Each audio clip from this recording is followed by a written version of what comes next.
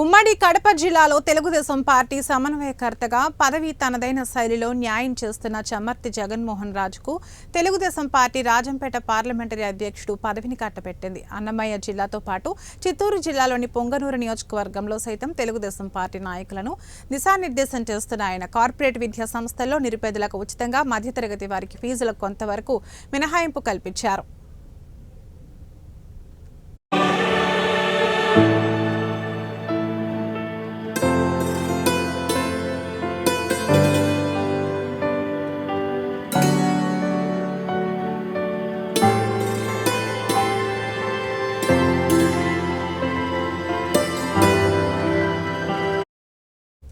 జిల్లాలోని గత 35 సంవత్సరాలుగా రాయచోటి, రాజంపేట నియోజకవర్గాల్లో పేద విద్యార్థులకు చదువులో నిష్ణాతులుగా తీర్చిదిద్దుతున్న విద్యా సంస్థలను ఎంచుకుని విద్యార్థుల మనుగడకు దోహదపడిన ఆయన జిల్లాలోనే ఓ మానవతావాదిగా పేరు ప్రశంసలు అందుకుంటున్నారు.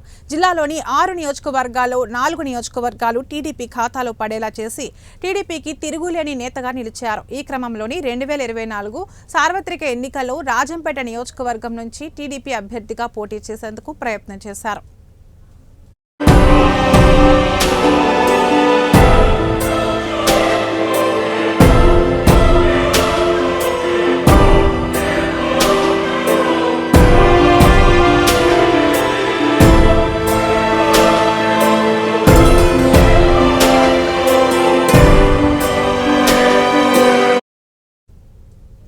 ముఖ్యంగా రాజంపేట నియోజకవర్గంలో గ్రామాన పర్యటించిన జగన్మోహన్ రాజు ఎన్నికలకు ముందు నేనున్నాననే భరోసా ఇవ్వడంతో వాటిని అమలు చేయడమే లక్ష్యంగా తరచూ ముఖ్యమంత్రి చంద్రబాబు నాయుడు, మంత్రి లోకేష్ బాబుతో తరచూ చర్చలు కొనసాగిస్తున్నారు.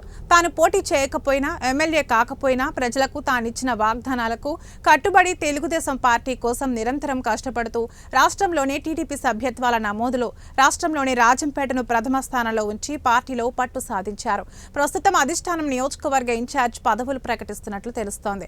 పార్టీ అధికారంలో ఉన్న లేకున్నా పార్టీ ఆదేశాలే ఆయనకు శిరోధార్యం పనిచేసిన చమ్మర్తి జగన్మోహన్ రాజుకు రాజంపేట నియోజకవర్గ ఇన్ఛార్జ్ పదవి దక్కాలని రాజంపేట ప్రజలు కోరుతున్నారు.